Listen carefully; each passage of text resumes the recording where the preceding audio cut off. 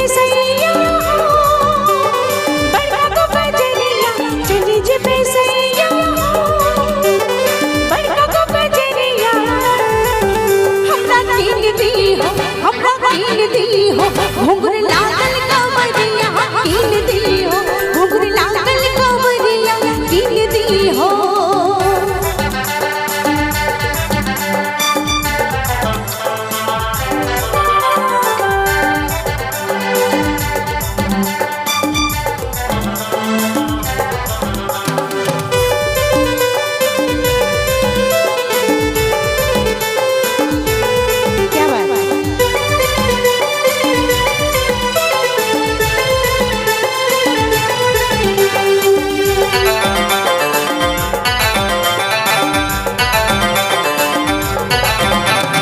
सागर को चरदी खबरा जारन के मड़वा तुहर पाल गुफा देख बरन के दरवा सागर को चरदी खबरा जारन के मड़वा तुहर पाल गुफा देख बरन के दरवा कतई सुंदर लागते हो बाबा की नगरिया कतई सुंदर लागते हो बाबा की नगरिया हमरा कीन दी हो बोलबम लिखल चोनरिया कीन दी हो बोलबम लिखल चोनरिया कीन दी हो। अरे चली जे पैसैया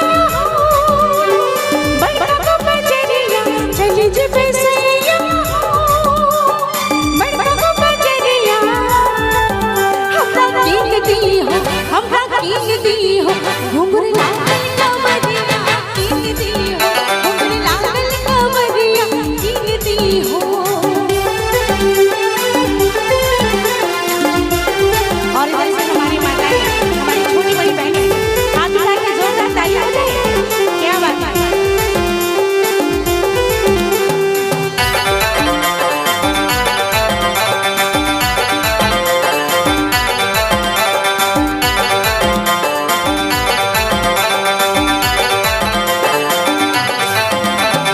गंगा जल लेके कांवर सजाए के चली अपन भोला बाबा के मनाए के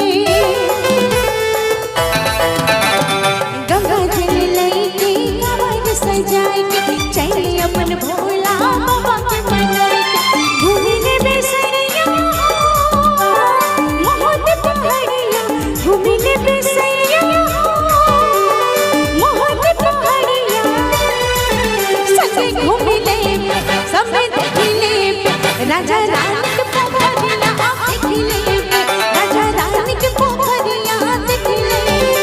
अरे चली जे पैसैया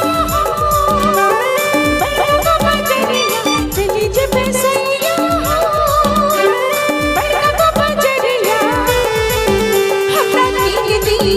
हमरा कीन दी हो घुंघरू लागल कमरिया कीन दी हो घुंघरू लागल कमरिया कीन दी हो बोलबम लिखल चोनरिया कीन दी हो घुंघरू लागल कमरिया कीन दी हो बोलबम लिखल चोनरिया कीन दी हो घुंघरू लागल कमरिया कीन दी हो।